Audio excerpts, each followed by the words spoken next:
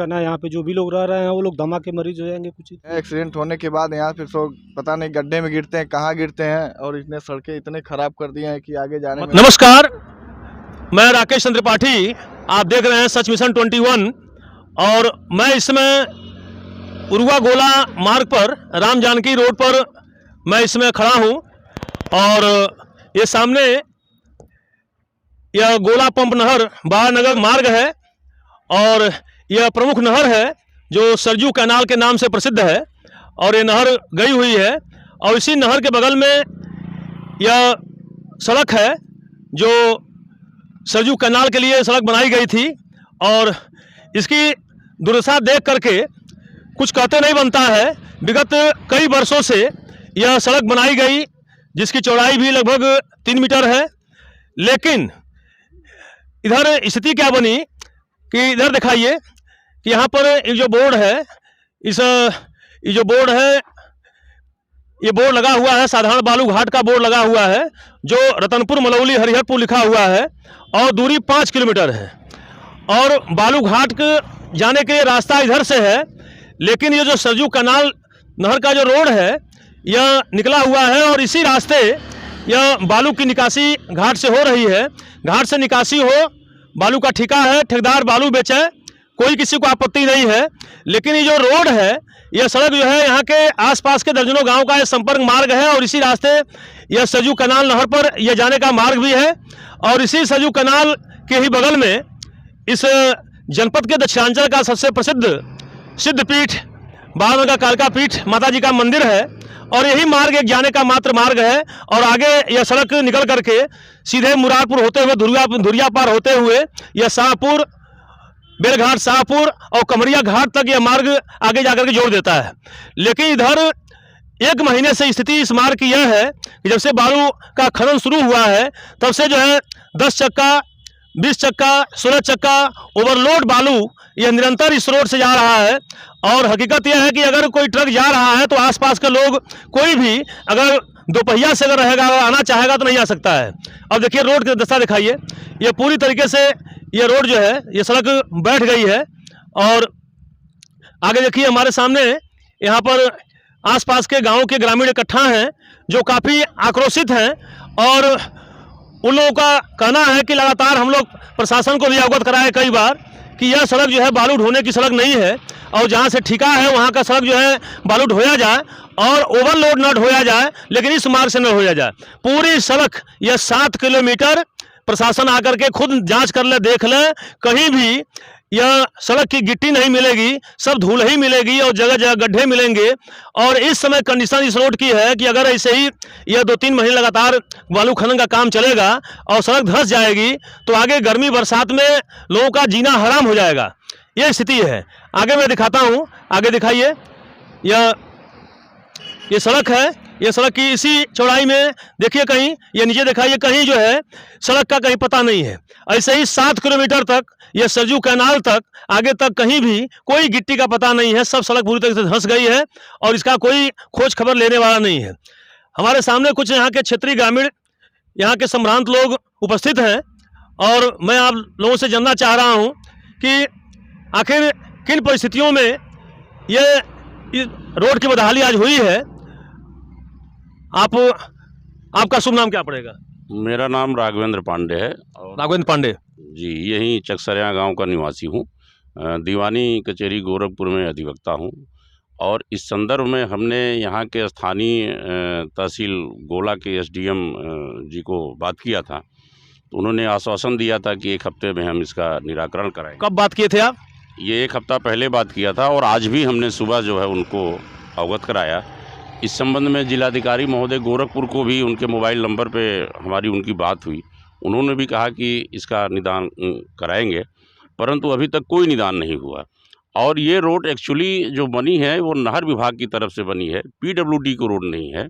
इस पे संबंधित जो सटे हुए गांव हैं उनको आने जाने के लिए, वहाँ के लोगों के लिए आने जाने के लिए, मतलब ये संपर्क मार्ग दिया गया है। इस पे ओवरलोडेड ट्रकें चल रही हैं। स्थिति यह है कि अगर हमको अपने गाँव जाना है और ट्रक आ गई बीच में, तो हम अगर नीचे जाएं तो खेत में चले जाएं, इधर जाएं तो नहर में चले जाएं तो कहाँ जाएं, कैसे जाएं हम लोग? अगर शासन प्रशासन ठेका दिया है तो उसके लिए कोई वैकल्पिक मार्ग तलाश करे। गोपालपुर से कट करके वो रोड बना हुआ है जो सीधे बारानगर जाता है, उस पे इनको जाना चाहिए। तो ये शॉर्टकट पड़ता है बारानगर के लिए, इसलिए इस 3 मीटर की सड़क जो नहर विभाग की है इसको ये लोग पूरा ध्वस्त कर दिए हैं। लेकिन पांडे जी, आप तो एक प्रतिष्ठित जो है एक पद पर, अच्छे पद पर हैं, एडवोकेट हैं, लेकिन बताइए कि अन्य किसी मार्ग से भी जाएंगे और जिस तरीके से ट्रक ओवरलोड ट्रक जा रहा है इस रास्ते, तो कहीं से आएगा तो रास्ता वहाँ भी खराब होगा। नहीं तो कहीं और इसमें अंतर है सर। ये नहर की रोड है और ये मात्र 3 मीटर चौड़ी रोड है और ये संपर्क मार्ग है। वो जो गोपालपुर से बारानगर की रोड है वो 3 मीटर का नहीं है। अच्छा, वो सड़क चौड़ी है, वो सड़क चौड़ी है और वो मजबूत भी है। ये तो किसी तरह से नहर विभाग ने अपने आने जाने के लिए, विभागीय लोगों को आने जाने के लिए, लोग जो नहर से सटे हुए गांव हैं उनके लिए आने जाने के लिए बनाया, न कि ये 12 चक्का 16 चक्का और 18 चक्का बोल्डर लद करके लोग आए हैं उसके जाने के लिए बना है। मतलब सड़क धंसने से इधर आसपास के लगभग कितने गांव प्रभावित होंगे? आसपास के कम से कम 10-12 गांव प्रभावित हैं।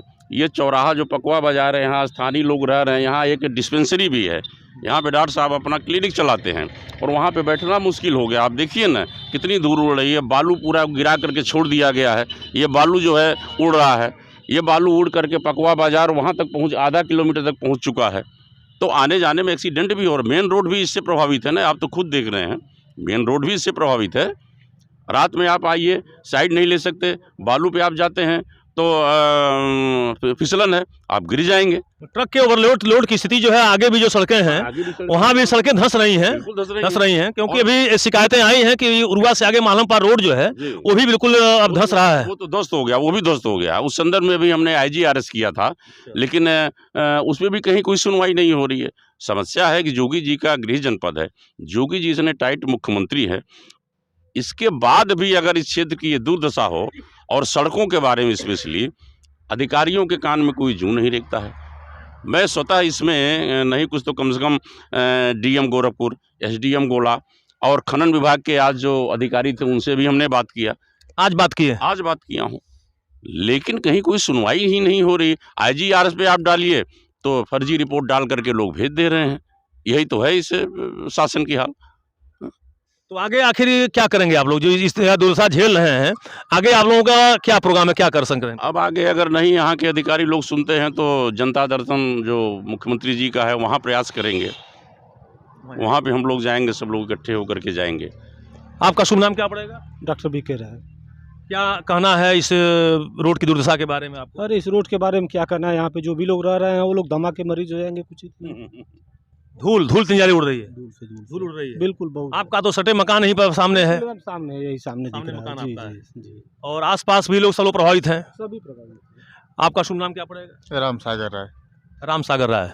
ये सड़क कितने दिन से खराब चल रही है? ये सड़क पिछले कई साल से खराब है और यहाँ ये आम जनता के चलने के लिए रोड बना है और ओवरलोड ट्रक इस पर चल रहे हैं। 22 चक्का हैं, 18 चक्का हैं, और आप देख रहे हैं ये धूल किस तरह से, हमारा सामने यही मकान है, हम लोग बाहर बैठ नहीं पाते हैं, दुर्दशा इस तरह की हो गई है। अच्छा, इसके पहले भी था कि इस साल ये शुरू हुआ है? नहीं, इसके पहले भी यही कंडीशन था। जब ये सड़क बन के ठीक होती है और जब बालू का निकासी होती है फिर सड़कें बैठ जाती है, ये स्थिति हमेशा की है और यही समस्या बार बार उत्पन्न होती है। आपका शुभ नाम क्या पड़ेगा? जी रत्नेश राय। तो आपका क्या कहना है इस पर सड़क बारे में? सड़क पे यहाँ से होती जाती हैं ओवरलोडेड ट्रकें, तो यहाँ मंदिर के सामने लोग खड़ी कर देते हैं। अच्छा, कब खड़ी करते हैं? रात में कि दिन में? रात में भी खड़े यहाँ से लोड करके जाते हैं, वहाँ खड़ा करते हैं और सामने से गाड़ी जाती है। एक्सीडेंट होने के ज़्यादा चांसेस रहते हैं। एक्सीडेंट होने के बाद यहाँ फिर लोग पता नहीं गड्ढे में गिरते हैं, कहाँ गिरते हैं, और इतने सड़कें इतने खराब कर दिए हैं कि आगे जाने मतलब यह है कि ठंडक में और कोहरे में ये जो ओवरलोड गाड़ियाँ यहाँ से निकलती हैं और ये मुख्य मार्ग, ये सामने दिखाइए, यहाँ से निकलने के बाद ये मुख्य मार्ग पर लाइन से यहीं से आगे गाड़ियाँ सब खड़ी हो जाती हैं और रात में इनका एक निश्चित समय है, या जब भी है ये रात में निकलती है गाड़ियाँ, ओवरलोड गाड़ियाँ निकलती हैं और कोई भी बड़ी घटना हादसा हो सकती है। और अभी जैसा कि जो बताया जा रहा है कि तमाम ये दोपहिया वाहन कब कहाँ को लोग गिर जाते हैं कोई ठिकाना नहीं है। तो ये तो एक आम समस्या इनके द्वारा बनाई गई है। लेकिन रोड की दशा दिखाइए आगे, यही मार्ग है और यह कैनाल तक जो है पहुँचता है, इससे जो है सड़क पहुँचती है और दशा यह है कि इसी चौड़ाई में अगर ये ट्रक अगर आ गए तो कोई भी यहाँ के आसपास के आम आदमी निकल नहीं सकता है, साइकिल से कोई नहीं जा सकता है।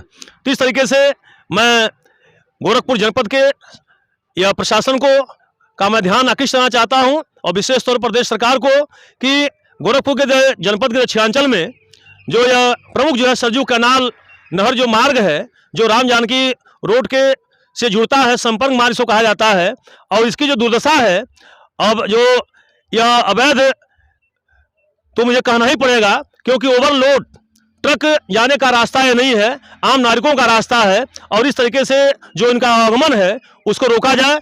और इसी के साथ मैं राकेश चंद्र त्रिपाठी, आप देख रहे हैं सच मिशन 21, और मेरे सहयोगी श्रवण कुमार, धन्यवाद।